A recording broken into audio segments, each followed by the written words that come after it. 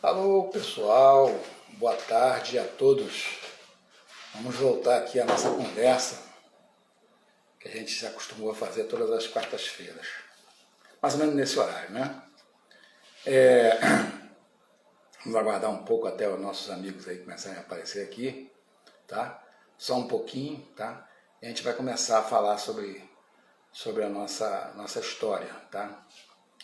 Então, antes de mais nada, eu fiz aí uma live não, fizemos uma palestra aí para a Uniandrade, lá do Paraná, na segunda-feira, tá? Segunda-feira a gente fez uma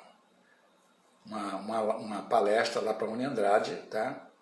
E acho que foi uma coisa interessante, porque teve uma boa participação. Isso também me inspirou a fazer algumas modificações nas coisas que eu quero fazer aqui, tá? Então, eu resolvi fazer o seguinte: eu vou estruturar toda essa parte de solução de problemas em etapas, tá? Primeiro eu vou falar sobre a coisa mais complicada que existe, que é exatamente a abstração, o mapeamento da solução. Eu sempre falo nisso, mas não consegui ainda descer o detalhe que me interessa entrar, tá? Eu não consegui descer nesse detalhe. Esse nosso papo aqui vai ficar gravado para quem quiser ver depois, não teve tempo de ver hoje, vai ver depois, tá? Então, a primeira coisa que a gente tem que fazer é estabelecer uma estrutura, tá, de solução, tá? Uma estrutura de solução para qualquer problema, tá? O que é problema? Problema é qualquer obstáculo que você tenha no caminho que você decidiu seguir, profissional, pessoal ou emocional, tá? A gente chama isso de problema.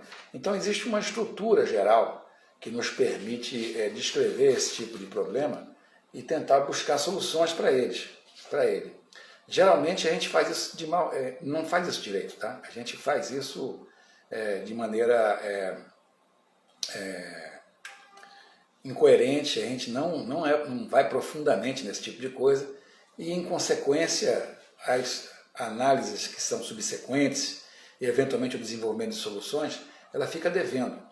Pode apostar que a maior parte dos problemas ou das mais situações que você encontrou na sua vida foi porque você passou de avião por essa fase. Você não mapeou o problema direito, você não descreveu o problema direito. E se você não descreveu, fica difícil você entender se você estava fazendo isso direito ou não. Você não vai saber. E pior ainda, você não vai conseguir compartilhar o que você descobriu com outras pessoas, que eu acho uma coisa muito importante para você ouvir outras opiniões e saber se as pessoas se você está indo no caminho certo ou não. Muitas vezes você não está, tá? Só que você, naquela ansiedade de querer atingir algum objetivo, de querer resolver alguma coisa, algum problema qualquer que você tenha, você parte para a consecução, para a execução e não pensa direito. O resultado disso é o prejuízo.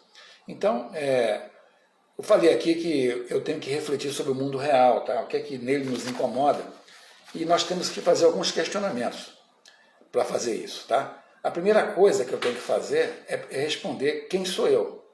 Quem sou eu, qual é a minha formação, qual é a minha idade, sexo, preferências, experiências que eu tiver tido, qualquer informação que me permita entender as minhas possibilidades, potencialidades e limitações. Eu às vezes digo para as pessoas: você quer começar a resolver qualquer problema? Compra um espelho para você, tá? Compra um espelho, porque se você tiver a honestidade de olhar para o espelho corretamente e responder a pergunta quem sou eu, você vai conseguir dar um passo importante para descobrir as soluções que você procura, tá? Muitas vezes as pessoas esquecem disso e aí elas se envolvem em situações onde elas perdem o controle do que estão fazendo. Muito comum isso acontecer, tá? Então a primeira coisa que eu pergunto é quem sou eu. A segunda coisa é em que ambiente que eu estou, tá?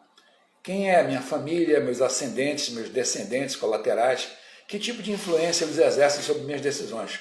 Vocês sabem que qualquer coisa que vocês decidem na vida de vocês, começar um trabalho, interromper uma atividade, um trabalho, mudar de emprego ou tentar fazer alguma coisa, você tem sempre alguém em volta de você que vai ser influenciado por isso, tá?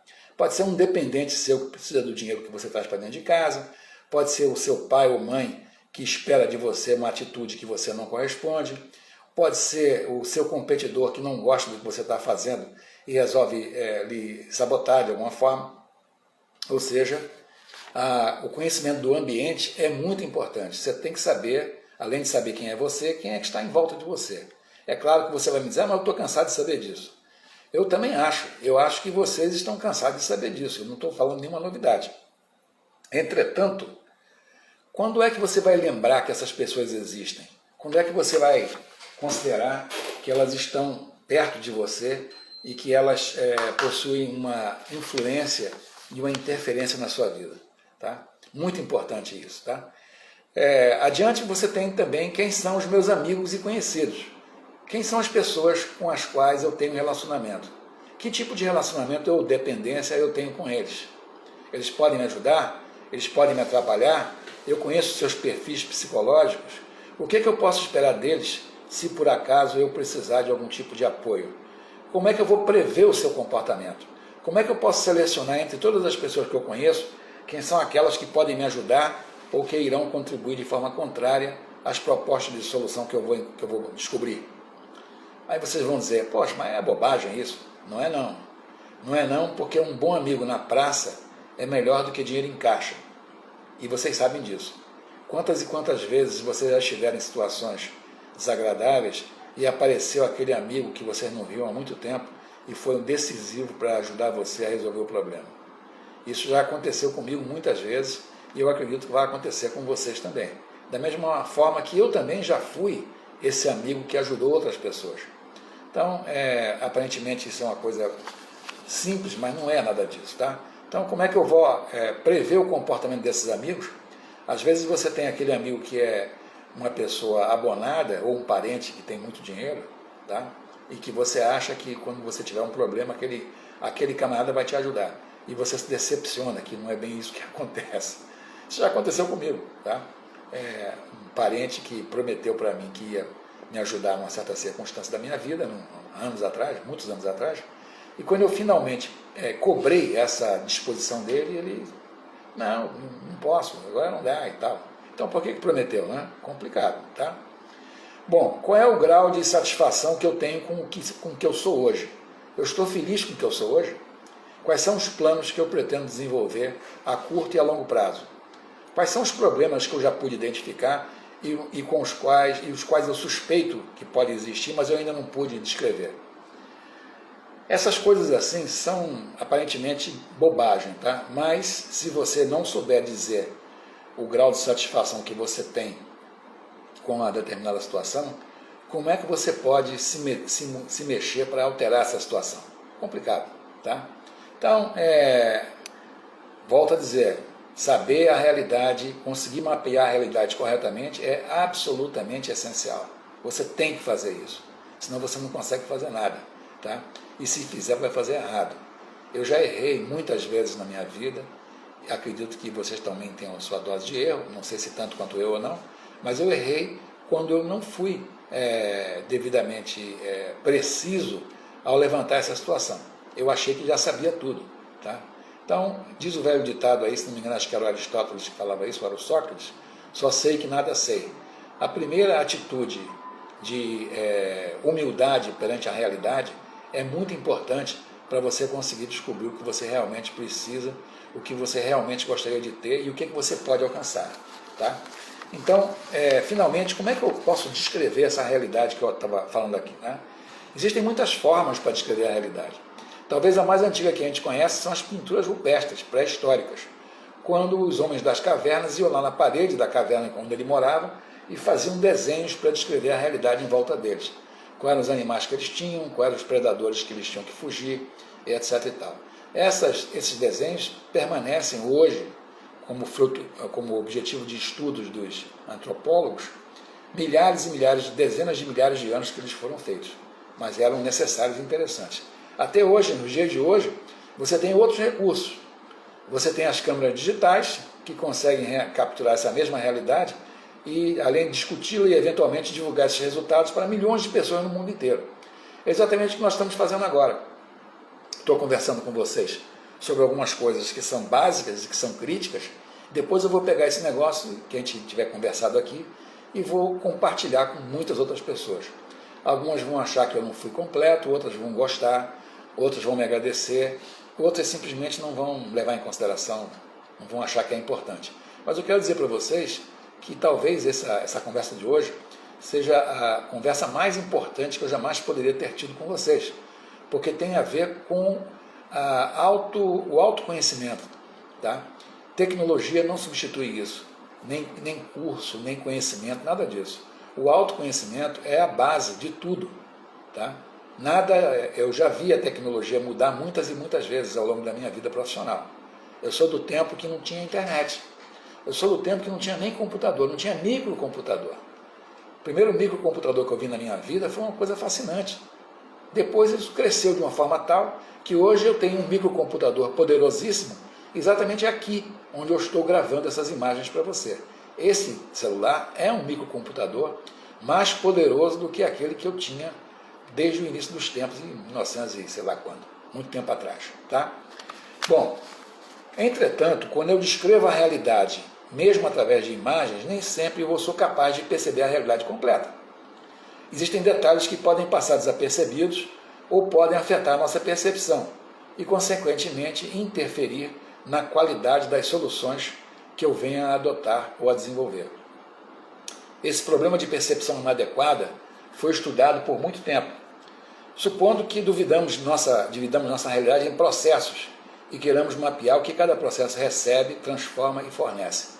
Quando eu falar em processo, eu estou me referindo a um conjunto de funções, um conjunto de atividades que recebe um insumo ou vários insumos de algum lugar, produz algum efeito sobre esses insumos e deu um probleminha aqui, mas já voltou. E gera um resultado que é transmitido para outras pessoas. Ok? O nosso corpo, por exemplo, o corpo humano, que é um tremendo de um sistema espetacular, ele é um exemplo disso. Ele tem vários processos, ele tem várias coisas que recebem insumos, produzem algum resultado em cima desses insumos, geram energia e descartam o rejeito. Basta vocês olharem para os vários sistemas do seu corpo que vocês vão ver que o corpo mesmo é um grande exemplo de como dividir um organismo em processos. Ok? Bom, se você usar esses mesmos métodos de mapeamento, eu posso descrever a nossa realidade baseando nessas mesmas premissas. Tá? Vamos ver a seguir o que é que uma importante empresa de tecnologia da informação, bem conhecida mesmo, ela desenvolveu há muitos anos atrás, mas que funciona até hoje. Por que ela fez isso? Porque ela era uma empresa que está aí até hoje, uma empresa muito poderosa e muito famosa. Ela criou computadores poderosíssimos, máquinas espetaculares que faziam muita coisa e custavam uma barbaridade de dinheiro. Como é que eu vou convencer você a tirar o dinheiro da sua conta bancária e investir nessa minha máquina que custa milhões e milhões? Eu preciso ter alguma forma de convencer você disso. Foi aí que surgiu alguns mecanismos, alguns métodos para descrever a realidade do cliente e mostrar dentro dessa realidade onde é que o computador ia se encaixar. Por exemplo, quais são os processos existentes em sua realidade? Tá? Quais são as informações que cada processo recebe e para onde elas se destinam?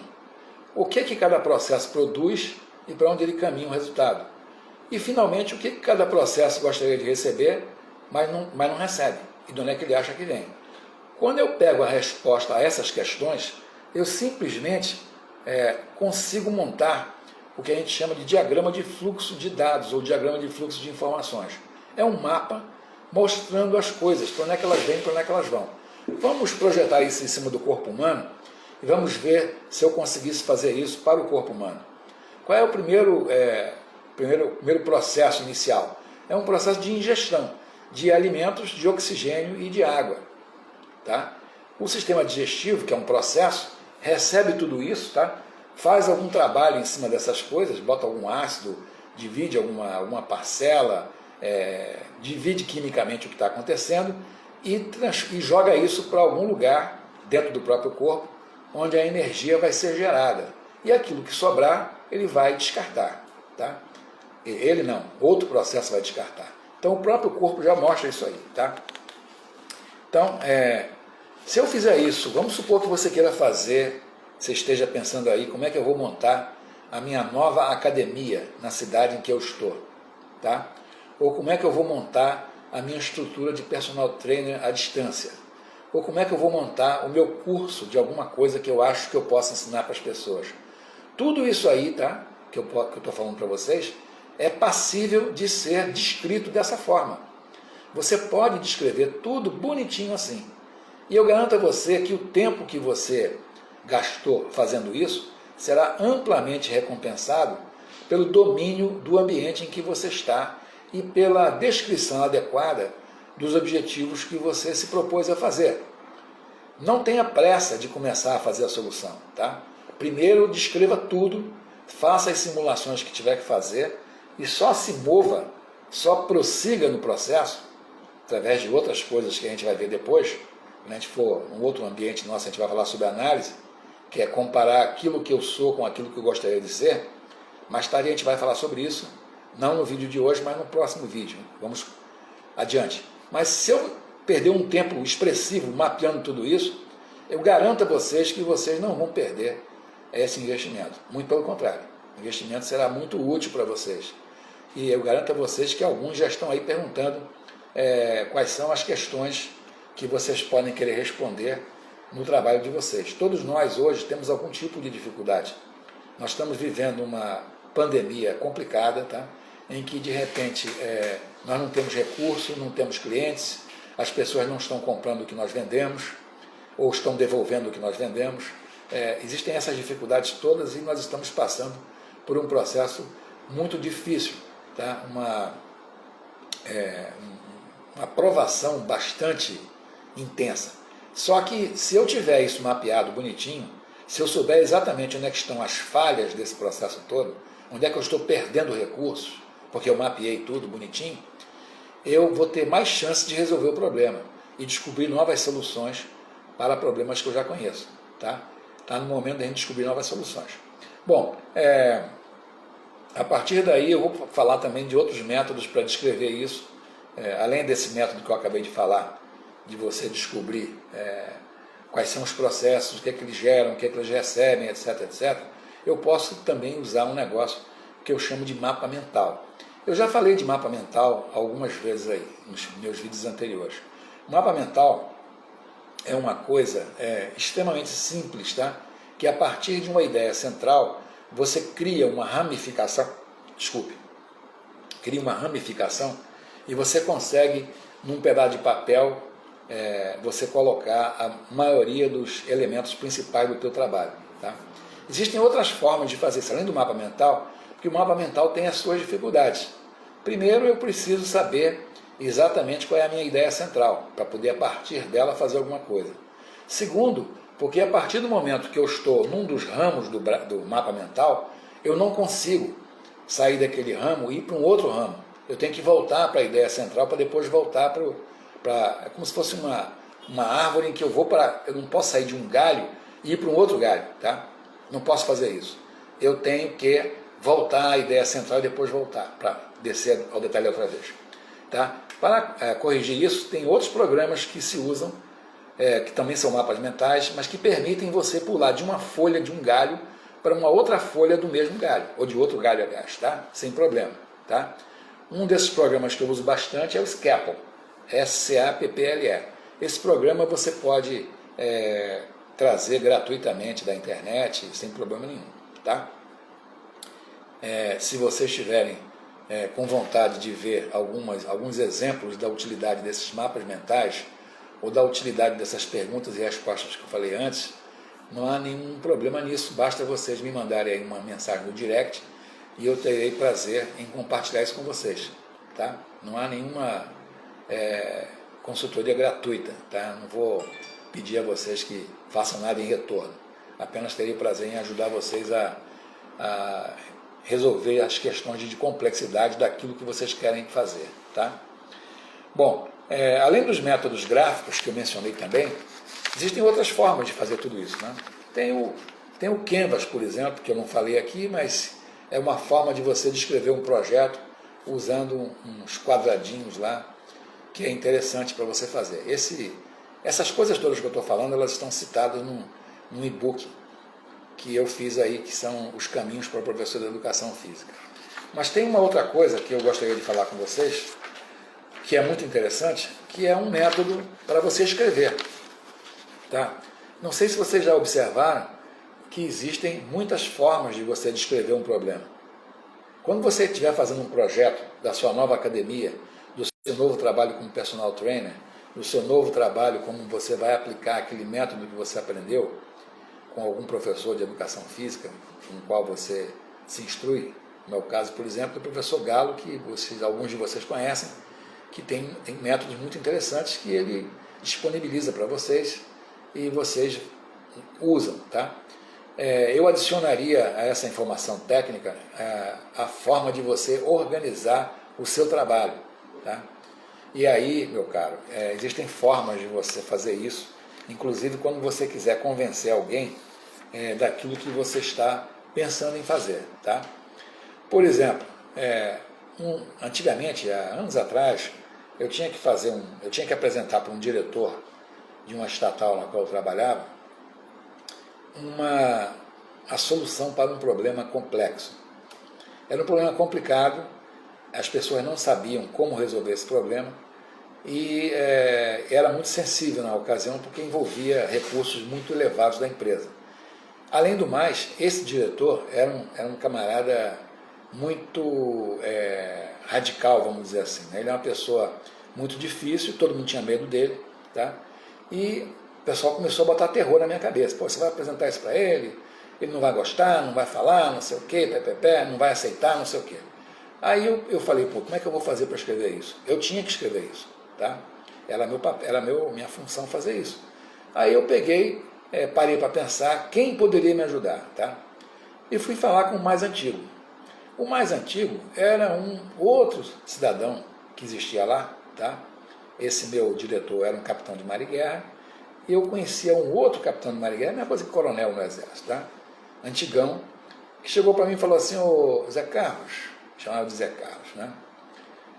Eu vou ensinar para você uma forma de você fazer esse negócio, esse trabalho que você quer fazer, e eu vou compartilhar com vocês agora essa mesmíssima forma e como é que ela funciona. Primeiro você vai dividir esse seu discurso nos seguintes pontos. Primeiro, você vai escrever quais são os objetivos. Qual é o objetivo que você quer alcançar com esse documento que você vai escrever, tá? Aqui você insere a pretensão mais importante desse documento, como, por exemplo, identificar e desenvolver um certo nicho de mercado, criar uma organização, etc. Eu quero descrever um projeto, como é que eu vou fazer o meu novo grupo de atividade física lá em Itapuã, por exemplo. Estou falando de Salvador, tem gente de Salvador me ouvindo aí provavelmente. Ou eu vou fazer a mesma coisa aqui no Rio, na praia, ou em algum outro lugar. Tá? Como é que eu vou fazer isso? Qual é o meu primeiro passo? Eu vou descrever qual é o objetivo. Segundo, eu vou descrever quais são as hipóteses nas quais eu baseio o meu estudo. Nesse caso aí, nós estamos falando o exemplo da educação física, eu posso dizer que a minha primeira hipótese eu tenho um bocado de gente que vai querer comprar o que eu estou vendendo. Vocês lembram que eu falei aí algumas vezes no passado, que nós temos mais ou menos 60% de pessoas que estão no mercado e que são absolutamente sedentários, e que esses 60% são o grande alvo que vocês têm para ganhar o dinheiro de vocês? Eu já falei isso várias vezes, tá? Em outros lugares, até aqui mesmo, em outros vídeos anteriores. Então o que acontece é o seguinte, essa é a primeira hipótese. Eu tenho essa hipótese. Para comprovar se essa hipótese é verdadeira ou não, eu vou ter que descer a mais detalhes. Tá? Então, em que hipótese se baseia o meu estudo, o que eu presumo ser verdadeiro para desenvolver o raciocínio. E essas hipóteses vão balizar o resto do documento. Então é muito importante você saber colocar as hipóteses de maneira adequada. Ok? Não pode esquecer isso. Se você colocar a hipótese errada, você vai ter um raciocínio errado. E tudo que vem depois vai ser ruim. Aliás, vocês vão ver que se isso que nós estamos discutindo agora não for muito bem feito, todas as coisas que vêm depois, elas não terão grande sucesso. Elas correm um risco muito grande de dar errado e só vão dar certo por acaso. E nós não estamos buscando o acaso, nós estamos buscando uma coisa que possa ser comprovada. Ok? Bom, depois de eu ter os objetivos definidos, as hipóteses básicas, eu vou aos fatos pertinentes. Quais são os fatos que eu posso comprovar que suportam o meu raciocínio? Eu falei na hipótese básica que eu acho que tem 60% de sedentário, por exemplo, em Copacabana. Tá? Quais são os fatos que eu vou usar para comprovar esse raciocínio? Eu vou usar informações do IBGE, eu vou sair por aí fazendo pesquisas pessoais. O que é que eu vou fazer? Como é que eu vou documentar isso? Quais são as coisas que eu posso comprovar? Quais são os números que eu posso associar a isso e se esses números podem ser validados ou não? Tá? Eu não vou, nesse ponto aqui do meu documento, colocar qualquer opinião ou qualquer suposição. Apenas vou colocar fatos comprováveis e que devem ser mencionados. Tá? Se eu não tiver os fatos corretos e completos, eu não vou poder validar as hipóteses que, por sua vez, não poderão suportar o objetivo. Depois que eu coloco todos os fatos que eu consegui descobrir, observe uma coisa, à medida que eu vou escrever esse documento, que eu vou fazer esse projeto, eu vou descobrir que tem coisa que eu esqueci, tá? Tem coisa que eu omiti, tem coisa que eu devia ter feito e não fiz direito. E aí eu vou voltar onde eu estava antes e vou começar tudo vou corrigir outra vez, tá? Bom, eu já tenho os objetivos, hipóteses básicas, fatos pertinentes e agora eu vou para a discussão do problema. A discussão do problema é você discutir livremente a conveniência dessa ideia original e se os fatos que você levantou suportam as hipóteses anteriormente mencionadas. Aqui você tem um discurso aberto, tá? Você pode escrever ou discutir qualquer coisa que você queira, inclusive possibilidades absurdas, se existirem. Não deixe qualquer pensamento de fora. Por exemplo, nesse caso aí, que nós estávamos falando de você criar um grupo de exercício físico, tá? O objetivo era criar um grupo de exercício físico, as hipóteses básicas é que quando eu falar isso as pessoas vão querer o que eu estou oferecendo, depois os fatos pertinentes é que eu tenho 60% da população daquela região ali querendo fazer isso ou precisando fazer isso, e aí eu vou discutir isso, será que é verdade, será que não é? O discurso que eu vou usar é adequado? Elas vão ouvir o que eu estou dizendo? Ou não? Ou simplesmente vão virar as costas? Aquilo que você acha que é perfeito, que é verdadeiro, você testou para ver se era verdade? Não, tá? Bom, uma vez que eu faça tudo isso, eu vou aqui fazer as conclusões. Quais são as conclusões que eu tiro do objetivo, das hipóteses, dos fatos pertinentes da discussão? Eu concluo o quê? Um momentinho só. Não posso atender isso aqui. Como é que eu vou discutir isso? Como é que eu vou concluir isso aqui? O que é que eu concluo? Eu devo prosseguir, eu devo retirar, devo fazer. Agora mesmo, esses dias, eu estava discutindo sobre uma questão de se era oportuno ou não eu me envolver num determinado projeto, porque eu tenho um amigão aí que apareceu com um projeto educacional muito interessante que me chamou a atenção. Quando eu vi os primeiros documentos do projeto, eu achei espetáculo, achei legal. Mas quando eu vi o contrato que nós deveríamos assinar, aí eu fiquei com o pé atrás.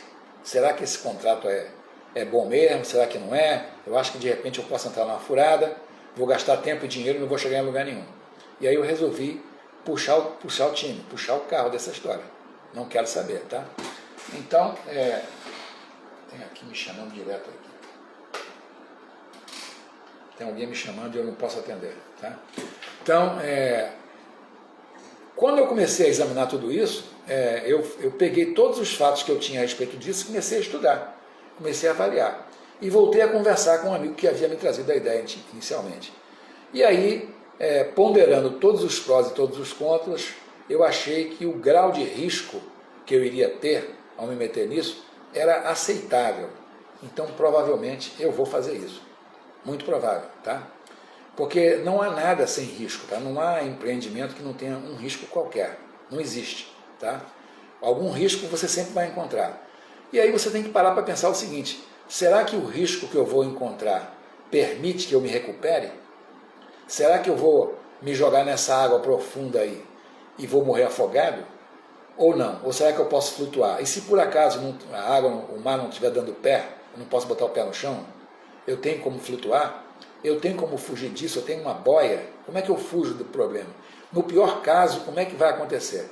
Eu gastei um dinheiro para fazer uma certa coisa e o pior caso eu não consegui vender essa coisa. Tá? Como é que eu posso fazer isso? Tá? De que maneira que eu fujo das más consequências?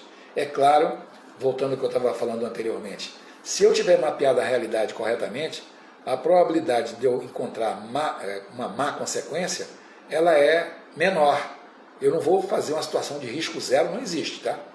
Não existe almoço grátis, assim como não existe situação de risco zero. O risco sempre vai existir, algum risco. O que você vai ter que ter é controlar esse risco, controlar a possível desdobramento de uma situação que você não estava esperando, tá? Então, tudo isso aí está no início da nossa história. Tá? E, finalmente, as recomendações, né, que eu tenho depois de tudo isso, eu concluo, qual foi a conclusão que eu cheguei, tá? Eu devo prosseguir, devo alterar o rumo, devo desistir, devo introduzir modificações na ideia original, ou devo encontrar outras hipóteses, ou aprofundar certos fatos, o que é que eu devo fazer? E aí eu vou recomendar, para mim mesmo, ou para quem estiver lendo o que eu estou escrevendo, das minhas conclusões, a que recomendações eu vou chegar? O que eu devo fazer a partir das conclusões? Que ações eu devo tomar e quando? De que forma? Eu quero dizer a vocês que eu já usei esse mesmo tipo de raciocínio muitas vezes, e não me lembro de ter perdido nenhum argumento. Já houve até um caso que eu me lembro aí, que é um caso emblemático, há anos atrás, numa estatal onde eu trabalhava, de grande porte, fizeram um projeto enorme, tá? Para reorganizar a área de processamento de dados. Projeto megalomaníaco, criar vários cargos e vários departamentos disso, departamento daquilo, um monte de coisa. Tá? Isso veio parar na minha mão. Aí eu cheguei para o meu chefe na época, perguntei para ele, ô chefe, você leu isso aqui? Eu falei, li. Eu não vou fazer nada porque o presidente autorizou esse negócio, então não há mais o que fazer. Já foi autorizado pela diretoria, já estoparam tudo isso. Falei, mas isso aqui é um absurdo.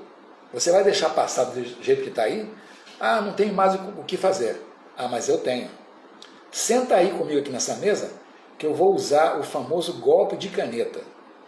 Aí eu peguei esse mesmo projeto, que já tinha sido aprovado por todo mundo estava achando maravilhoso, e eu fiz o contraditório. Eu fiz o contraditório ponto a ponto, levantei todos os fatos, levantei as possibilidades, onde é que havia furo, onde é que não havia. Consequência, o projeto foi abandonado. E os caras que ficaram, que eles deixaram de perder aquela mamata que eles iam pegar, é uma mamata, tá? É uma boquinha bem interessante. Eles ficaram com ódio de mim danado. Aliás, foi dessa vez que eu consegui arranjar mais alguns inimigos aí na minha vida. Eu tenho um bocado de pessoas que eu de alguma maneira contraditei e ficaram contra. Então esses caras chegaram para mim e falaram assim, poxa, mas você detonou o nosso projeto. Aí eu falei assim, mas vem cá, estou dizendo que eu detonei, mas em algum momento você viu eu assinar alguma coisa? Meu nome estava em algum lugar, eu escrevi alguma coisa, eu assinei a explosão desse negócio?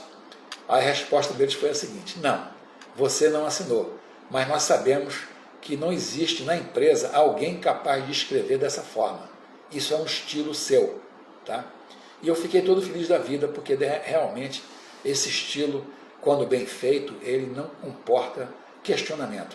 É mortal, cara. Você pode tirar o time de campo que você não vai ganhar a discussão. Tá?